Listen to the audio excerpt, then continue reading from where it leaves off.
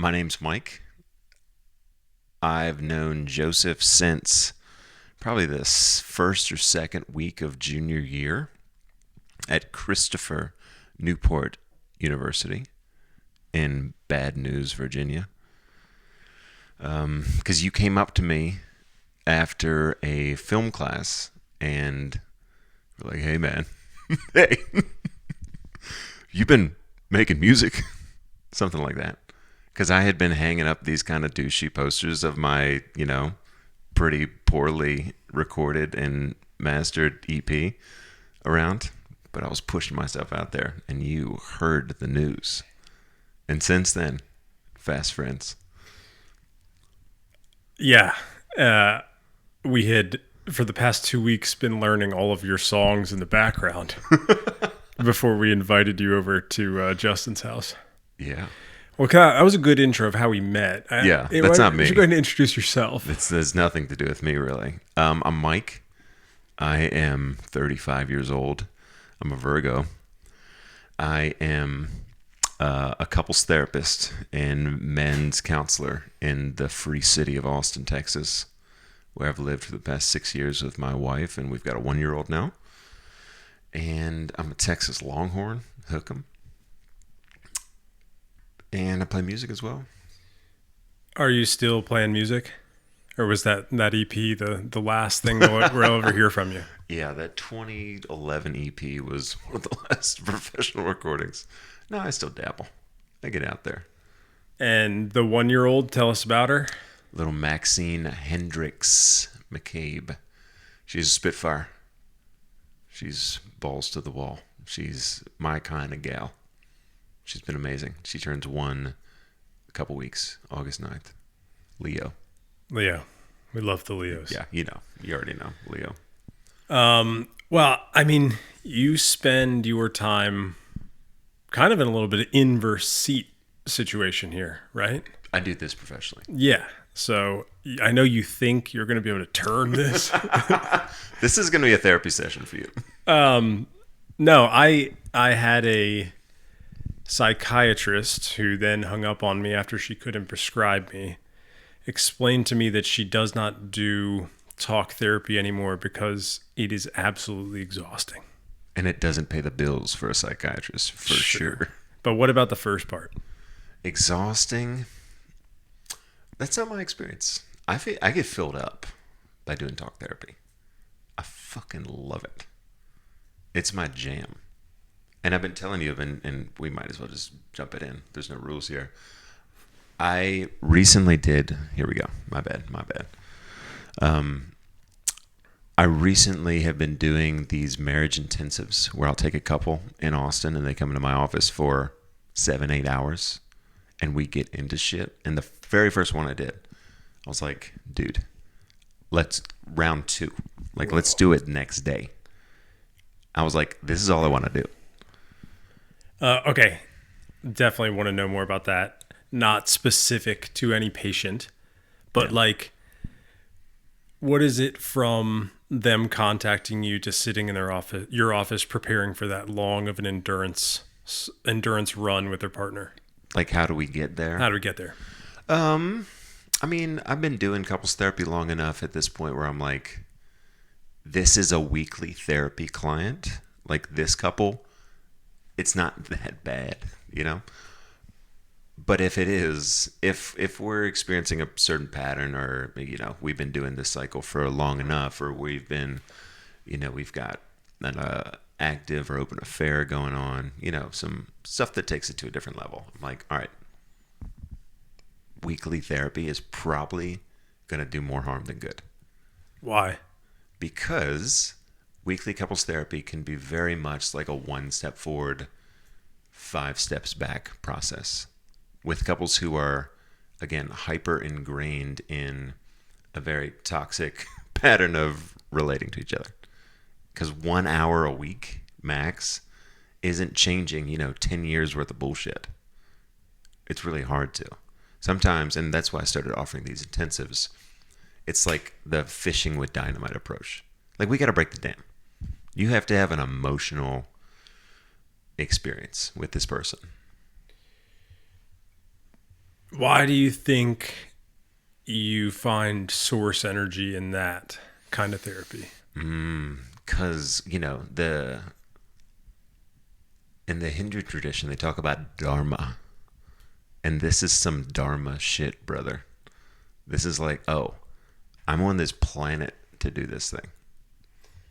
Where do you think that comes from? That comes from past life or the spirit that guides you? Where do you think that comes from? I mean, I'm a Catholic, so I think that's just part of my spiritual gifts. Like, this is part of the Mike McCabe experience and the Mike McCabe journey of like, oh, yeah, man, you are good at relating to both the masculine and the feminine. You are good at kind of, consolidating and synthesizing your thoughts and other people's feelings. You feel other people's feelings for them. I've been doing that for a long time, probably since like 7, 8 years old. And yeah, I think it's just a perfect like nexus of, what the Japanese would call my ikigai in some ways. So then you must have a perfect relationship then. Of course not. But we work damn hard at it. What when you say like you have felt other feelings for a long time, right? Other people's feelings. Other people's Yeah. feelings for a long time. What does that look like in your mind historically? What's the story you tell yourself on that? And then is the story that you tell yourself about that is that real? Is it true? Um, I definitely think it's true. Both of my parents have. Yeah, yeah, yeah. Right. Um, I think from an early age, my parents got divorced kind of same time around your parents did, 7, 8 years old or whatnot. And it was around then where I was like, there's stuff not being said. There's, you know, I've felt that, because they were obviously trying to do the best thing they could for us, but it was, actions and intent weren't necessarily matching. Like they were trying to put on a good face, right? But I think all of us, and we're on a spectrum here, can sense when something's a little off, and that we can kind of go down like an attachment theory rabbit hole here. But I'm more like kind of historically on an anxious attachment part of the spectrum, where like my radar is constantly going off of like, are the people around me okay? And I think a lot of that is rooted in that experience. Do you think your sister feels the same way? Now, Morgan went through a lot of the same stuff, but of course, she's a different person. I don't think that was her way of dealing with that situation. Because I went into well, if I can be really in tune with what these other people are feeling, like maybe I can preemptively change what they're feeling. I don't think that was her way of dealing with it. I think Morgan is more on the avoidant side of the spectrum of like, it feels weird to even acknowledge what's going on. Do you guys talk about that experience now? Not the divorce. I mean, we talk about our parents in more kind of like present day stuff, because there's some present day stuff going on. But no, we haven't gone back to that. And certainly listening to what you and Liz have talked about on here is super inspiring to like go and relive and like, what was that like for you? But no, we haven't done that. Yeah, I mean, do you think it's possible that one or both of you is telling a story about the other one from that time? Of course. That's just become the story? Yeah, I do. And that's probably, that's probably the foundation of our relationship. Because we didn't, like, Morgan and I weren't close until, and I don't even know what close means right now in that sense, but like, we like pretty actively hated each other, like until I went off to college. Hate maybe is a little strong, but there was no like brother-sister bonding you know? Yeah, why do you think that's common? Well, I won't say common, it's just both of our experiences.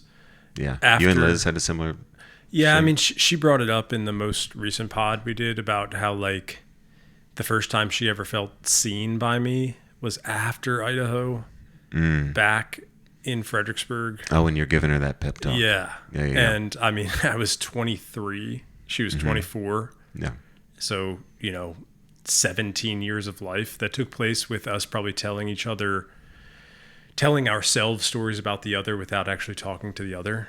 Do you think it's common for children who go through that to end up distant from their siblings? Do you think about that? Yeah. I mean, I'd be curious if it would have been different if we were same sex, you know? It might have been a little different, right? Because it's not like we shared a lot of interests growing up, right? Like I played football and lacrosse. She did, like cheer and softball and, other stuff, right? Like we were divorced in some ways, Yeah. like we had a pretty segregated growing up. And do you think you naturally probably felt some of her feelings then, to kind of go back to your initial push? Do you think you became like the older brother in the household that was almost feeling everyone's? You were smoothing over mom's relationship with dad or sister's relationship with mom? Like, do you think you were the intermediary? Not on the sibling level, because even when step siblings came into the picture, like those people weren't really on my radar. I was like emotionally managing like my parents.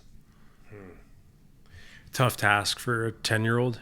Yeah, when your brain's like the size of a freaking cashew. Yeah. And then developing under that. Uh-huh. Yeah, hypervigilance is a term we use in the biz.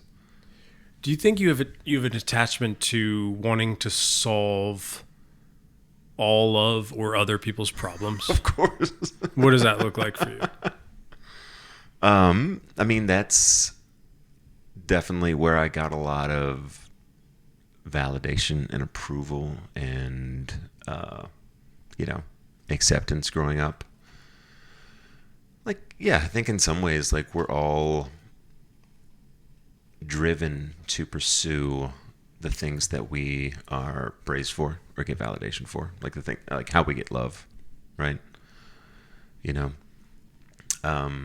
And for me, I think anyone who's in any kind of helping profession, and it was interesting hearing Liz talk about, kind of her impetus for going into nursing, specifically the type of nursing she went into, right? Considering all the Connie shit, that was blowing my mind.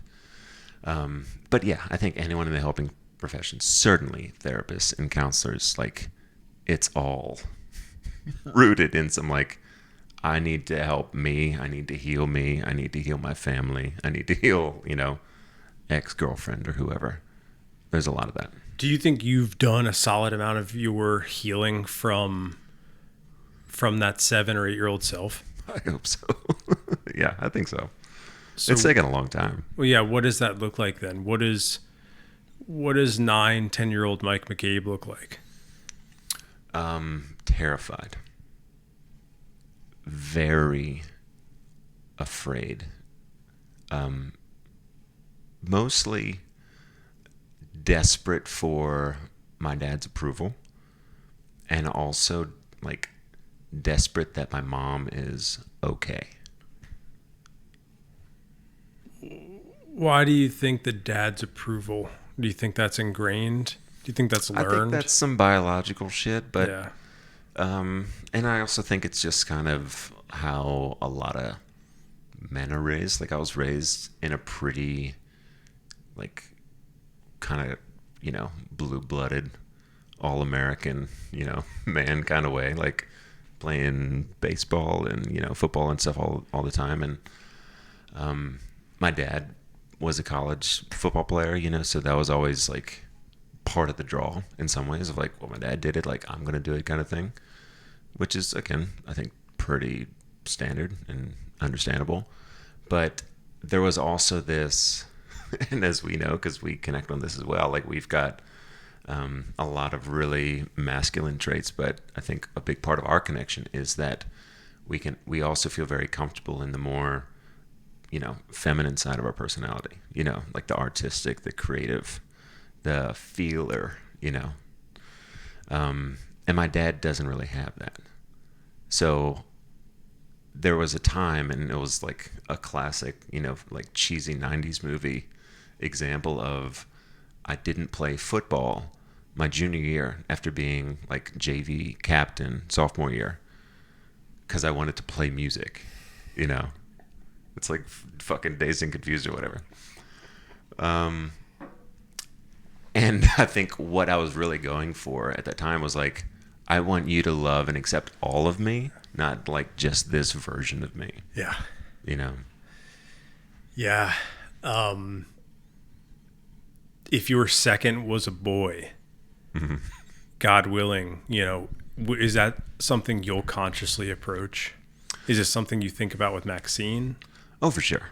Like, I could have a long answer to that about like ways that we're thinking about raising a kid, but certainly like like putting them in situations where their kind of essence or their personality, their like, real strengths and weaknesses are going to be tested and, given the opportunity to evolve. Yeah. Okay. And then on the mom side, you said you wanted your mom to feel okay. Is that right? Or feel safe? Yeah. What does that look like? Where does that come from?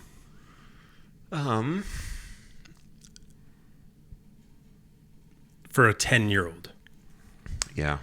I mean, I think a real gift, because if we choose to look at any and all of this, we can choose to look at it as a gift. Like, I think my mom, in some ways, tried to shield us from the real heartbreak that was the divorce with my dad.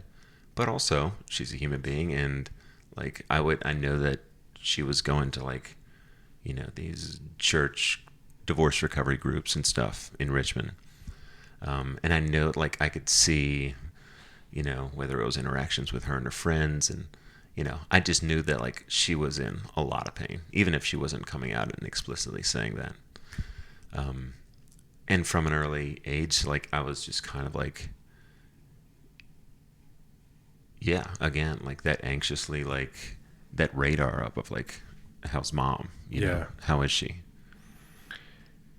And then puberty comes online, and you take this with you.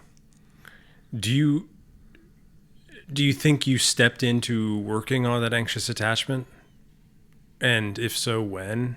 That attachment with the connection with your mom, that draw, that is she okay?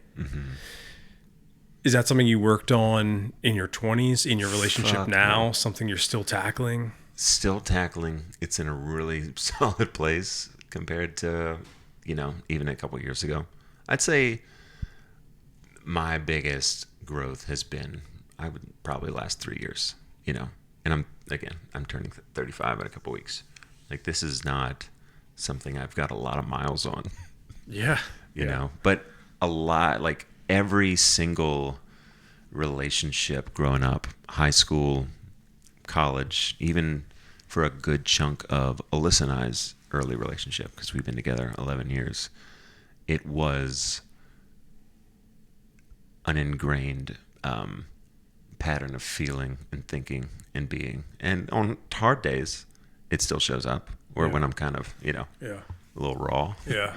But I'd say 95% of the time, like, I've got that shit pretty in check. Is there something, obviously the work, going to the gym, going to the mental gym is going to help, but is there something that really ignited the fire in your process of wrangling that bull? For someone thinking or feeling that they have that attachment style, is there something with you that helped mature it? Yeah, and now this is where I'm going to talk to you about Jesus Christ, my brother.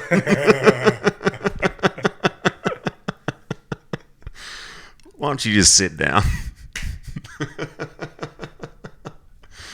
But that's the answer. I mean, when I was living in Richmond, just a weird story. Like, I've lived long enough to know that like something's going on here, You know, we experienced God winks, little serendipities, little like, how the fuck could that happen if there isn't something going on here?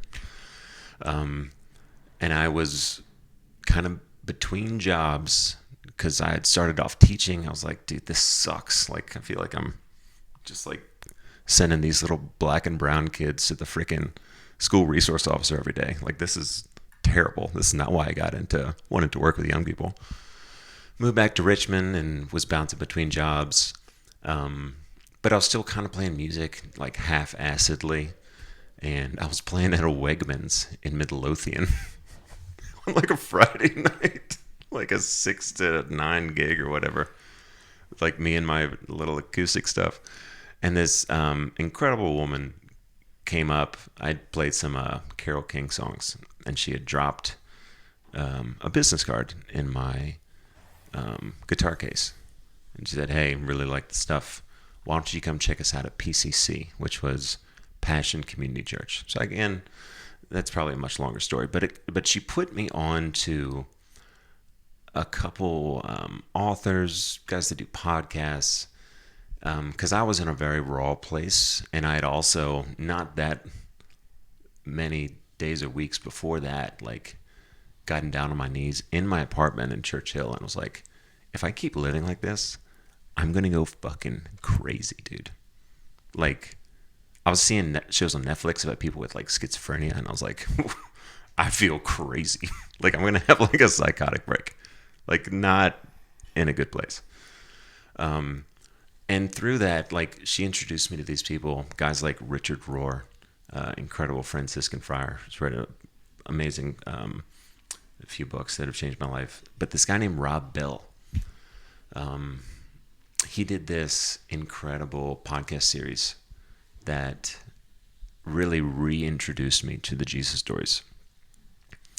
And I think the biggest thing that I had to acknowledge, and this was just, again, this is probably 2017, and I became a Catholic 2 years ago in 2026. So I'm still thinking about this. This has been a long journey. But getting more and more aware that I am trying to fill a God-sized hole in my heart and in my soul with like female attention, with accolades, accomplishments, attention, you know. And that has been the story of my fucking life, dude. You know, of like, if I make this much money, then like, I'm gonna be good, you know. Or if, you know, this chick at the bar, like, you know, gives me the eyes, you know, typical, very normal stuff, right? But, you know, going back to like the stories we tell ourselves, like, I started telling myself a story at a very young age of like, I'm only going to be good when, you know, people think I'm attractive, or people think I'm really good at guitar, or, you know, I'm really good at football, or, yeah. And again, that has snowballed into my adult life. So again, kind of to get back to your original question, like, having a really intimate awareness of like, I do have that hole, like, that's not going away. And that's not a necessarily, I think that's just part of the human condition. And what am I really going to fill that with? You know, because I think we all know it in ourselves that if we have this like striver energy, that feels totally fucking different than like, I just want to do something beautiful, you know. And I think it's probably more easily explained in like a musical sense. Like, you as a songwriter know the ceiling of what you can create is totally different when you're trying to write something that you think people are going to like, versus like, holy shit, like, a piece of me just came out here. You know, it's that like spiritual shit. Plastic versus gold. Yeah, Bubba. Yeah. I mean, that's It's kind of in everything. That through line is kind of in everything you do, in relationship, in friendship, in profession.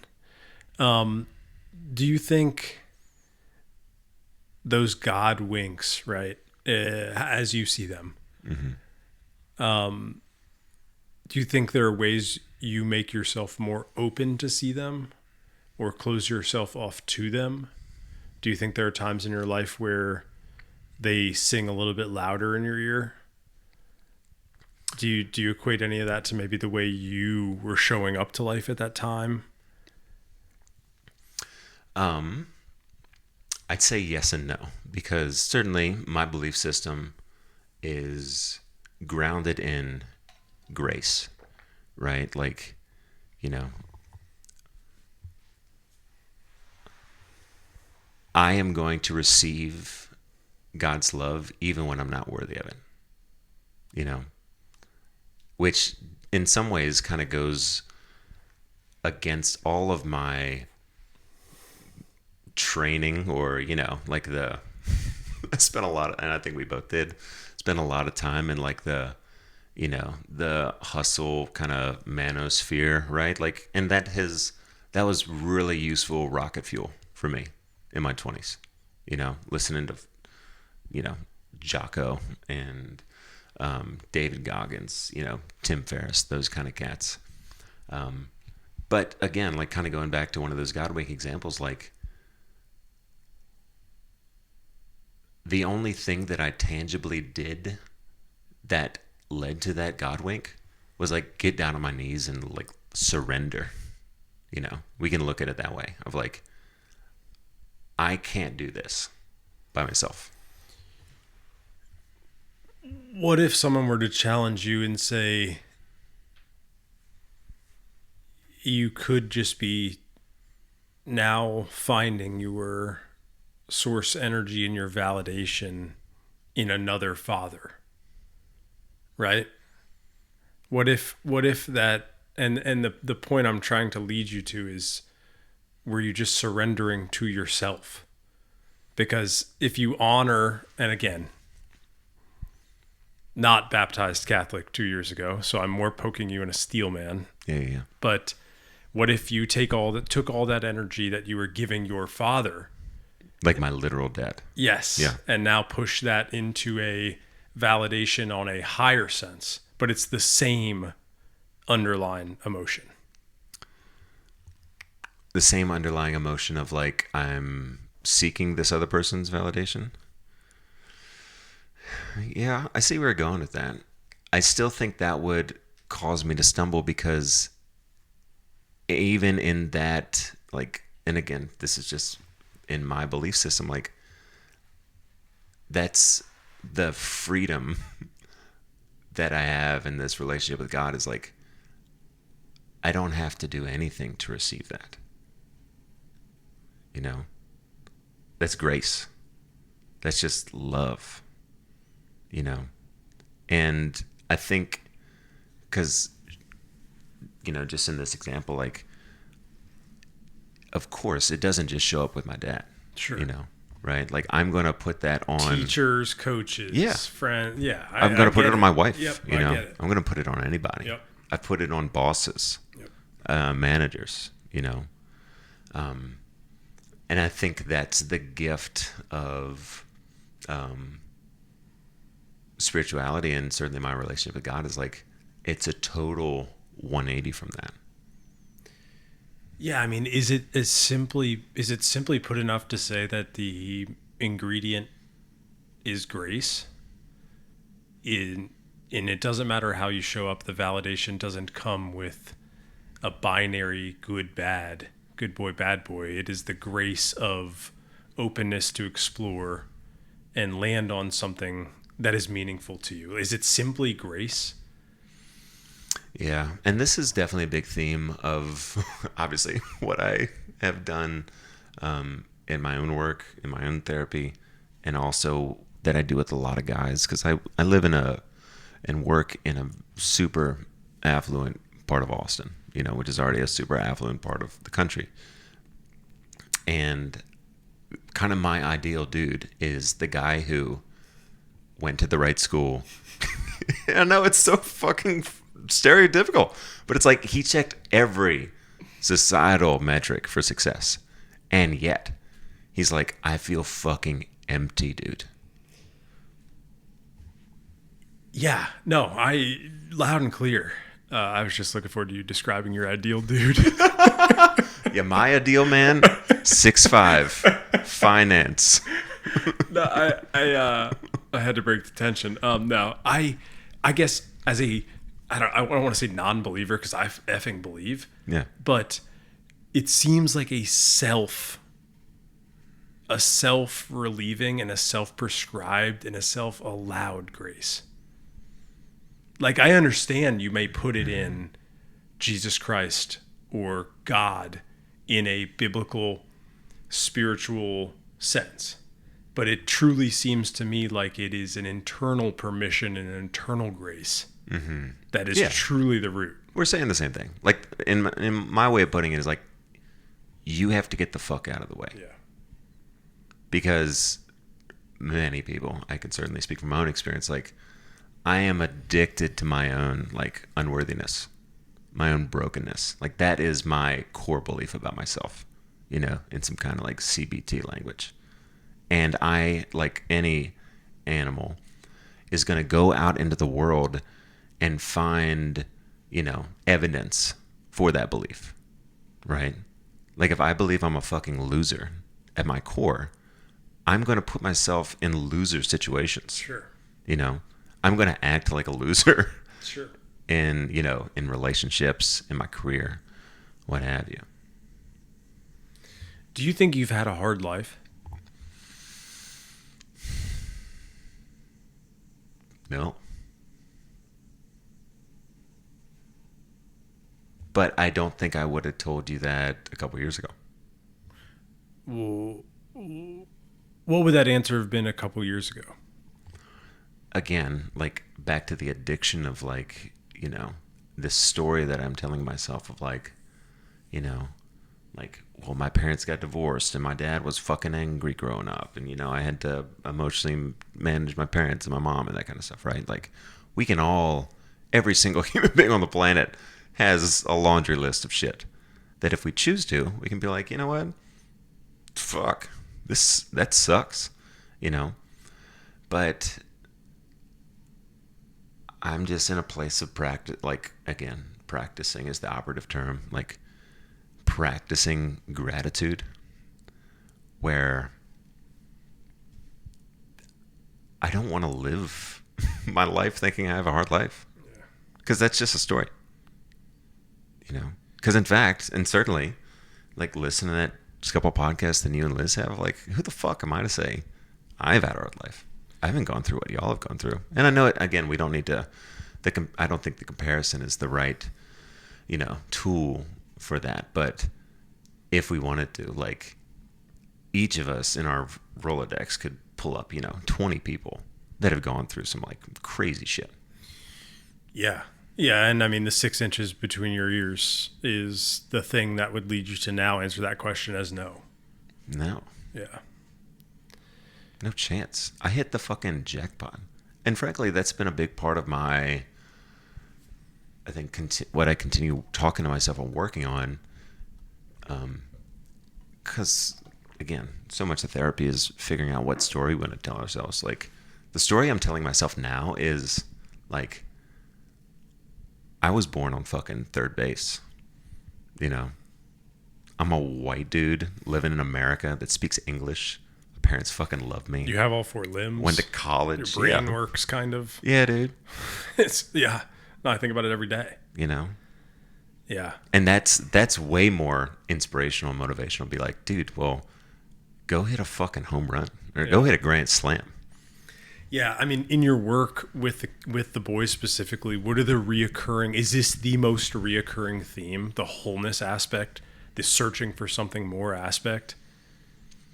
I wouldn't say with boys, just because that's a really hard conversation with teens. Certainly, teens just like coming to you because their mom's like, he's playing too many video games or whatever. You know. Unfortunately, I do think this is. It's a you've got to have a fully developed prefrontal cortex combo. You've got to have, you've kind of had to get hit in the mouth a couple times by life.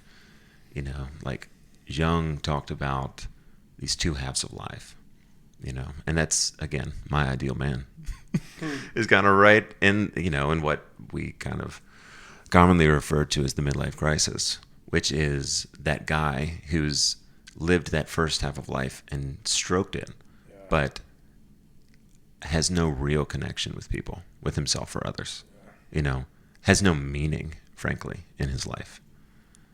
And again, that's not a teen conversation. That's like, I think you have to be at least in your 30s to even scratch the surface of that. Yeah, and friction. Unfortunately, you have to have friction. I think it's Jung with the quote of like, the trees should grow to the heavens, but because the roots stretch down to hell, something, they're obviously paraphrased. He probably said it 1,000 times better. But in your process, you just put a 3-year timer on it. So give it whatever timer you want in your process. Did you have any setbacks of note where you're like, this growth is tough.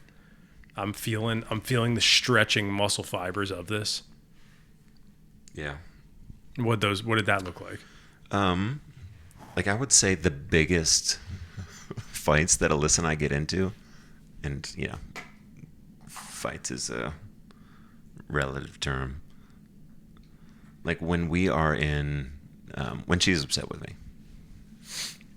are around my ability to do just tasks, chores around the house. Like to wake up on a Saturday and be like, all right, let's get some shit done.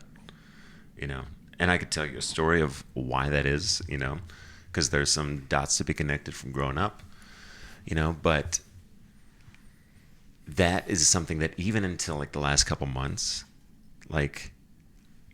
I have done a lot of therapy and attachment work and, became Catholic and all this, really important stuff and mile markers. And yet, waking up on a Saturday, my nervous system can still go very easily into fight or flight when kind of confronted with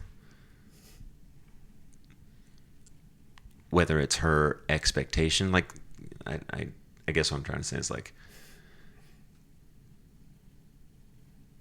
the setback is there's no epiphany, and it takes constant fucking work. And yeah, it's every week a setback, but it's also just reps. It also just shines such a light on why the manosphere was such a thing that screamed at you when it did, because this is the answer. Yeah, and it's one answer. Just one answer. Don't pay attention. Do this. One answer. Don't pay attention. And you do this, and then you don't have to do anything else. Yeah. And I think both you and I have done the kind of slingshot, or the more, I'd say, the balancing of the Libra scale on that approach. And to your point, I mean, it does get the car engine started. For sure. It does.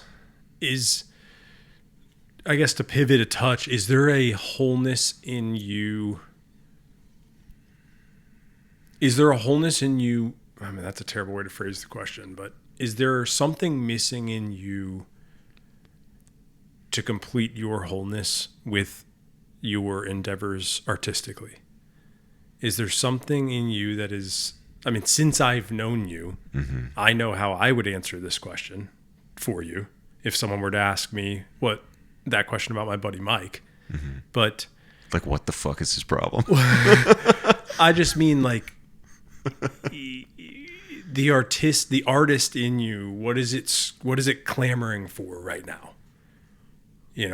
What is that when the head hits the pillow and that part of the brain turns on? How does it feel? Are you getting to why haven't I really done? Don't therapy my end state in the question. I'm asking you a question. What's wrong with you? I'm just saying. Yeah. I know that is a large piece of your pie. It's a big slice. How does it feel at 35 right now? What is the pursuit? I'm a fucking loser. Okay. All right. And we're done. Thanks for joining. Mike will be back. That is how it feels. Yeah. Well, in some ways, and I was texting Liz about this the other day, because that is the biggest goal in the next 365 of attacking that with love and grace and consistency and patience. And frankly, this is probably the biggest area of my life that I'm needing to reparent myself.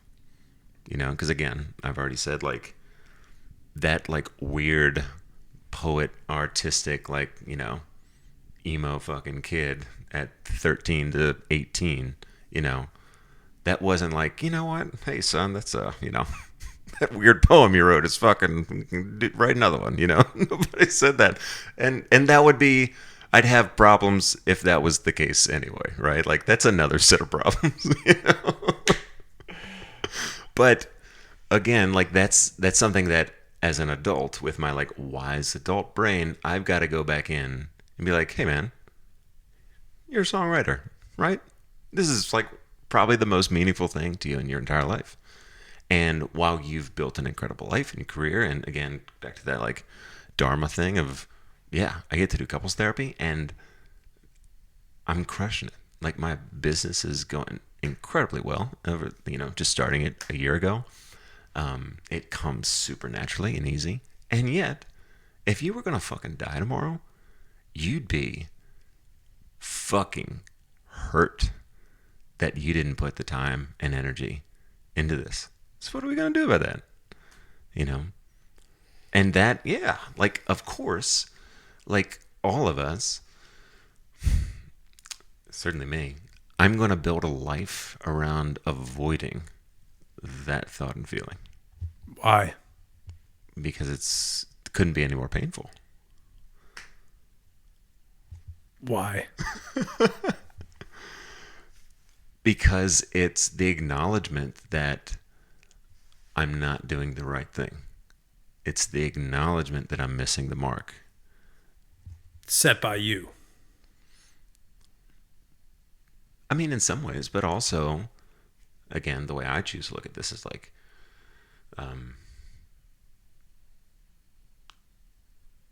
I think I'm like all of us, like, we're given these parts of our personality. We're given these parts of ourselves that I do think it's our journey as a human being to like see what the fucking other side of the rainbow is on that thing. Like, what's the ceiling? Like, why don't you hit your head on the ceiling of that thing? You know? And I've not even come close to that creatively. Why do you... Why do I do that? Well, one, I would say you are a songwriter and you're extremely talented and God gave you a gift. And to push you as your friend, I would say, since I've met you, I hope this doesn't hurt your feelings. Dude. I've heard this. Yeah, of course. Since I've met you. Probably like 7 times. Yeah. And I support and love you no matter what you say. And I've always said you should be playing music, as you've said I should. But why? What do you think in you is holding you back? Now there are no more excuses. You got the job. Yeah, man. Healthy kid. You have the money. You have the house. You have the recording system set up. Like, now there are no more excuses. But why do you think, what about it is so painful? The fear of failure all along? The fear that you won't be able to achieve what you think you should be? What has... Oh, of course. Because every time I sit down and play a fucking guitar right now, like, I have to write an insanely popular, life-changing, like, genre-defining song. And that just is some evil shit that has grown and festered in my brain over the last 15 years. And I was texting my wife about this the other day. Is like, in the simplest of terms, because I just started taking guitar lessons again. I had my first one a couple days ago. And the simplest way of putting it is like, music has changed from being something which has been healing to now causes me intense pain And anxiety. And stress. and fear Because of this. because of that fucking thing. Do you think perfection just got in the way of progress early on?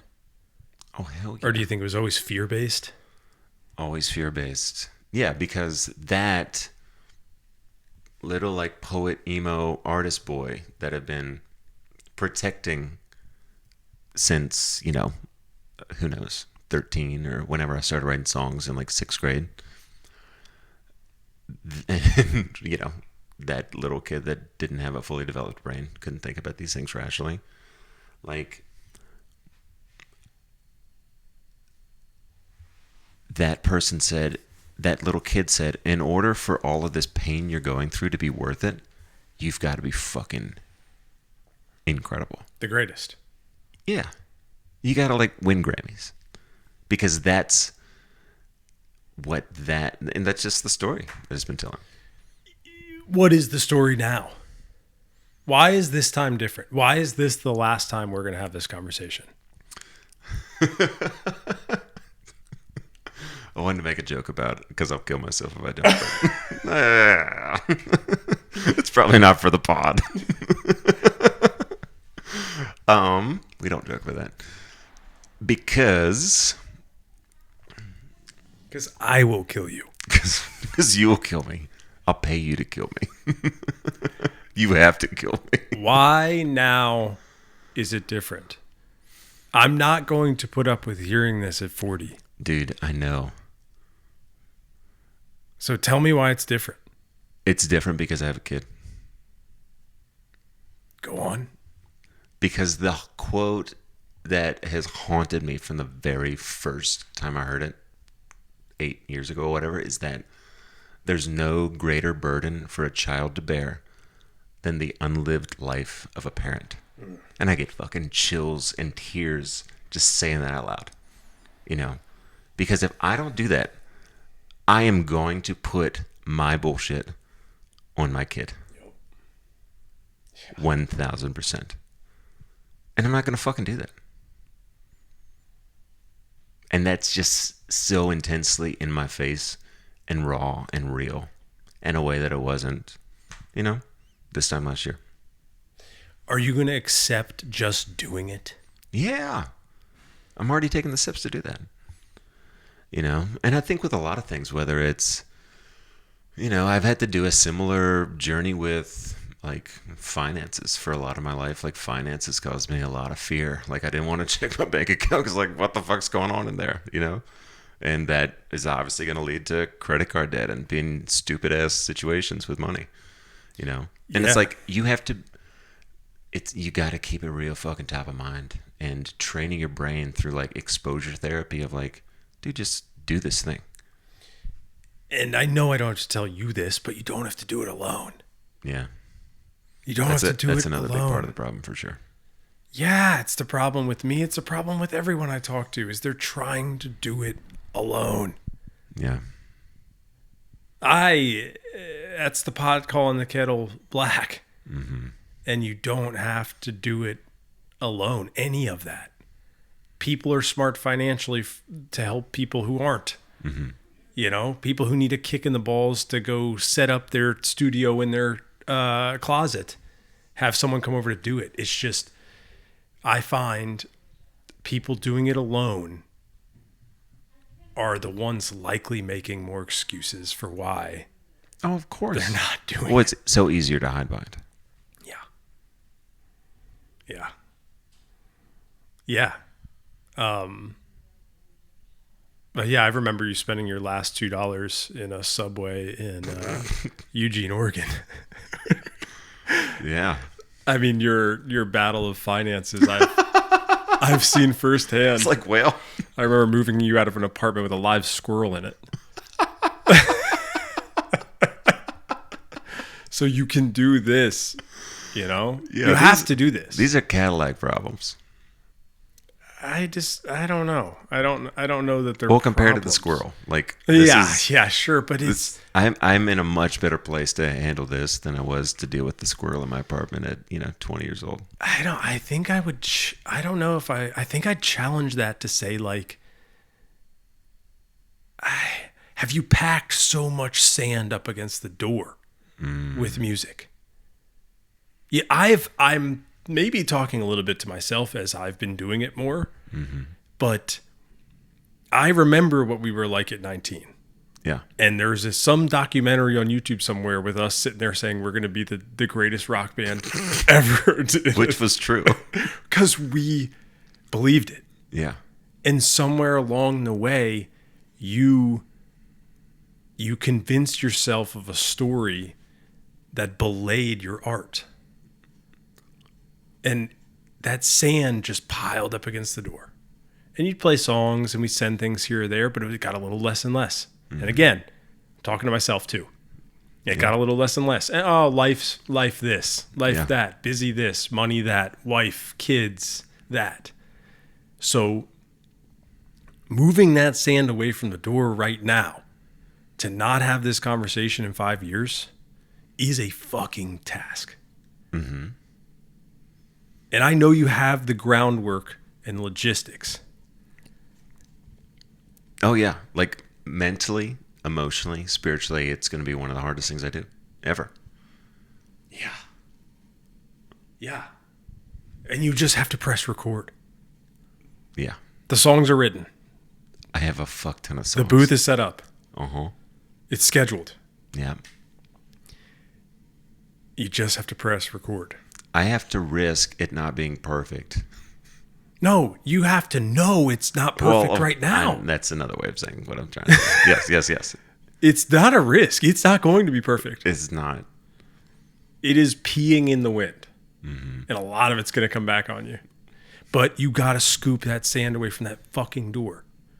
Because it's got to open. Yeah. The same goddamn thing I told you when we were 18. I'm not willing to accept as a friend that you don't do this time. And I'm there for you. Thanks, brother. In whatever way you need. Because I can't, it's now. Yeah. And you have to do it. Did you plan this intervention? No, it just kind of happened. Because I just was thinking about it as we talked. I mean, it's just, I love you, homie. I've just heard it. And I know, again, it's the fucking same old shit. well, and look, I'm going on you because the same could be thrown right back on me. I understand. But just for But you, I'm better than you. You're better than me. Yes, you are. And you have a gift that is far beyond mine. So you need to listen to me now. It would be nice. You should, if you're not a pussy. Yeah, man. I just think, to your point, you got to find the ceiling. And you won't find the ceiling with this EP. No. But that door is going to wiggle a little bit more loose. Yeah. It's not going to be Bruce Springsteen's Nebraska. It might be. They... If you get me on a track or two. What are you what are you working on? What are you doing? What's pouring out of you right now that you would share with people? Dude, I've been doing 30 minutes of Tony Robbins priming every morning for the past month. I'm on fucking fire, dude. Fuck with me? No, that's legit. Let's hear about it. What do you got? What are you listening to? His financial podcast. I'm listening to Money Master the Game by Tony Robbins every morning.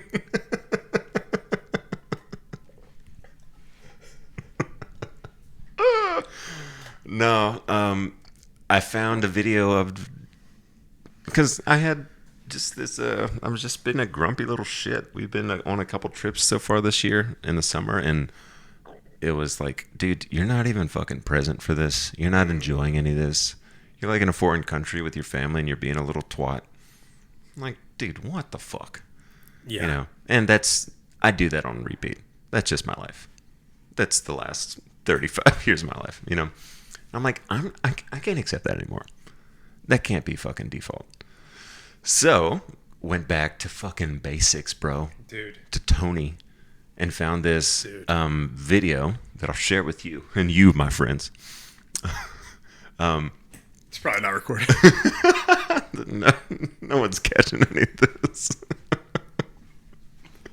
Are we still live? Yeah, we're still live. Fucking A.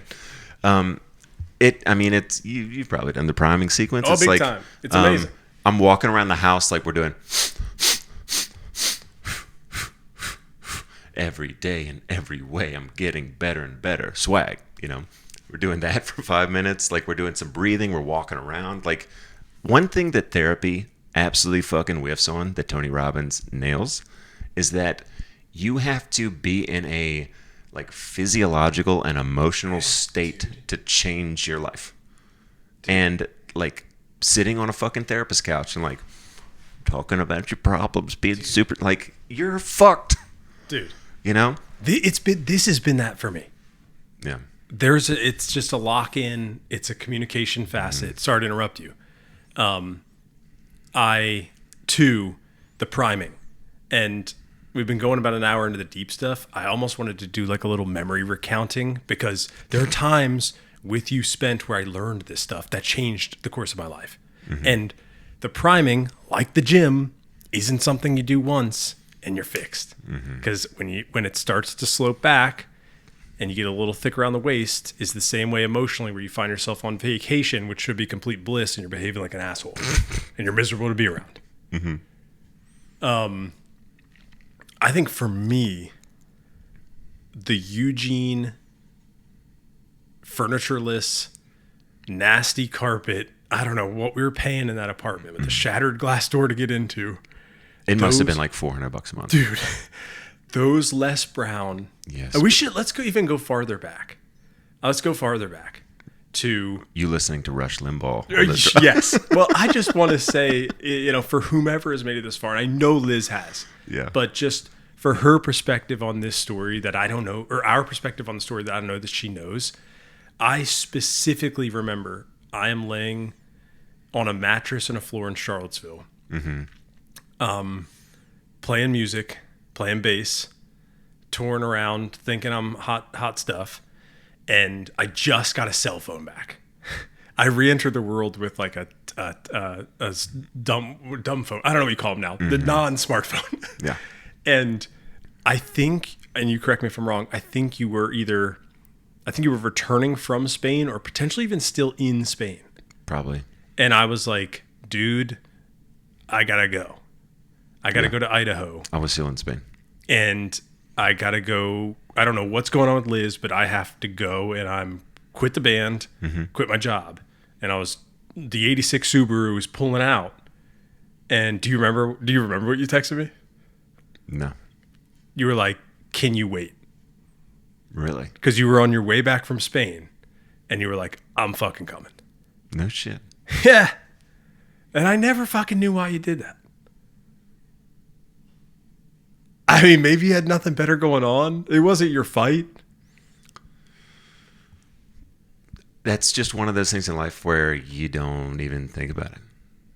That was just like again, probably another little God wink of like, yeah, no brainer. So we load up the car. I pick you up in Richmond from your mom's house. 2 guitars, a surfboard, a couple bags of clothes. And we go to Chicago. We camp. And then we eventually make it to Idaho. And I think maybe en route we start chatting. We're more just like a couple crazy kids. Not really like dead end. I think you've kind of let me know at this point you're like out of money. Yes, I was about to go work at a potato factory on a night shift. That's right. So we land in Idaho, and it's weird. Yep. It's weird. There's no other way to describe it. It's weird. And we do weird stuff. Yeah, we're playing music the whole time. I think you have like the booties in the hat to go work at a potato factory, right? Yeah. Did you ever go to work? No, I just didn't go. I was like, I can't do this.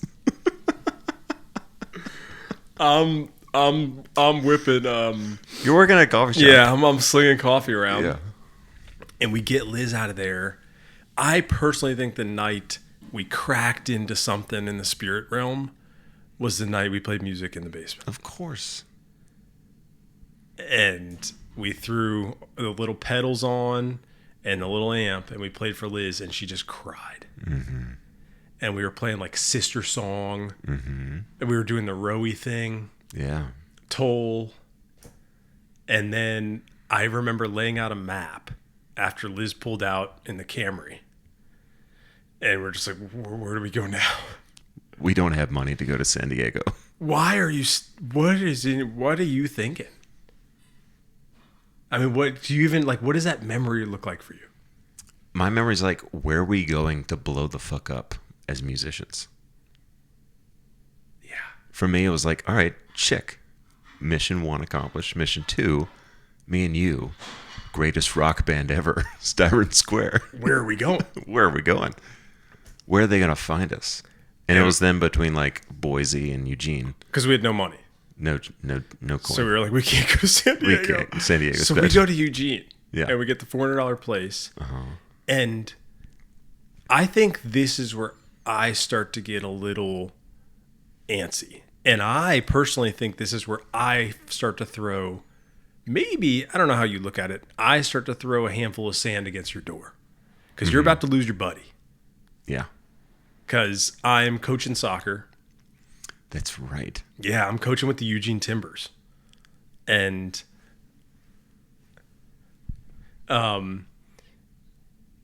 we are now getting canned food and listening to Les Brown Yeah. every single night. Yes. And It's possible, ladies and gentlemen. It's possible. On repeat. Yeah. Sleeping on a floor, the cleaning company would come in and say, you can't sleep here. This is a business. I think that's where my brain for the first time shifted. Definitely. Same. And then from there it was, and I realized that like the power of thought is way, way more than we could even fathom. Yeah. And kind of bringing it back to present day, like that's why I had that moment a month ago where I was like, dude, all of that rocket fuel that I used at, 23 years old or whatever, that got me to here.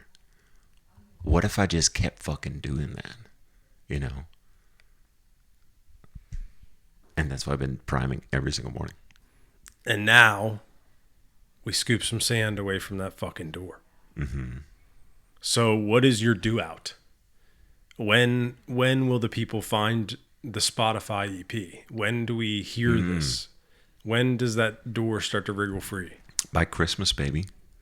On the calendar. It's on the calendar. Yeah. And then what if? Well, you're going to have to hunt me down and execute Daddy's me gonna from find my you. kids.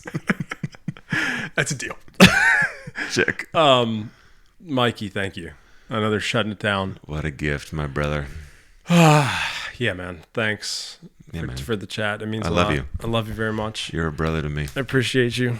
Thank you. And I'll look forward to this being the last time It is. we have this conversation. It's my promise to you All right. as a man. I love you, buddy. I love you. Bye.